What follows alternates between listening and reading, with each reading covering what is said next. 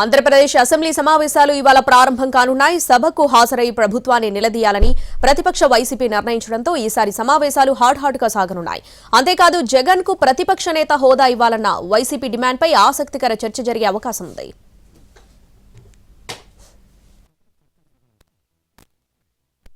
ఈసారి Andhra Pradesh assembly budget సమావేశాలు వేడిగా సాగబోతున్నాయి. కూటమి ప్రభుత్వం 8 నెలల పాలనలో ఏం సాధించారనే అంశంపై చర్చ జరగనుంది.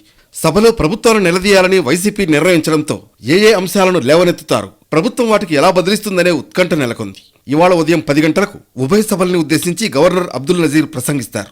తర్వాత అసెంబ్లీ స్పీకర్ అయ్యన్న పాత్రుడు నేతృత్వంలో బిజినెస్ అడ్వైజరీ కమిటీ బీఏసీ సమావేశం జరుగుతుంది.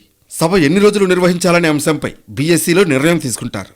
ఇక 2025-26 ఆర్థిక సంవత్సరానికి సంబంధించిన బడ్జెట్ను ఈ నెల 28న సభలో ప్రవేశపెట్టే అవకాశం ఉంది. ఇవాళ అసెంబ్లీ సమావేశాలకు వైసీపీ అధినేత జగన్ సహా ఆ పార్టీ ఎమ్మెల్యేలంతా హాజరు కానున్నారు. ఓఎస్ఎస్ ఫర్టిలిటీలో అమ్మ నాన్నలకి పర్సనలైజ్ ట్రీట్మెంట్ ఇచ్చారు.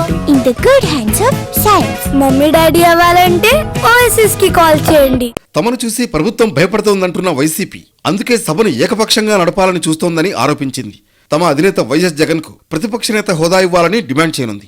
అలాగే ఎన్నికల హామీలు సహా పలు అంశాలపై ప్రభుత్వాన్ని నిలదీయాలని వైసీపీ భావిస్తోంది. దీంతో సభ హాట్ గా సాగే అవకాశం ఉంది. ఎన్నికల కోడ్ కారణంగా ఈసారి వెంకటపాలెంలోని ఎన్టీఆర్ విగ్రహానికి నివాళులు అర్పించే కార్యక్రమంపై సందిగ్ధం నెలకొంది. అసెంబ్లీ సమావేశాలు జరిగేటప్పుడు ముందుగా ఎన్టీఆర్ విగ్రహానికి నివాళులు అర్పించి సభకు హాజరవుతారు నేతలు.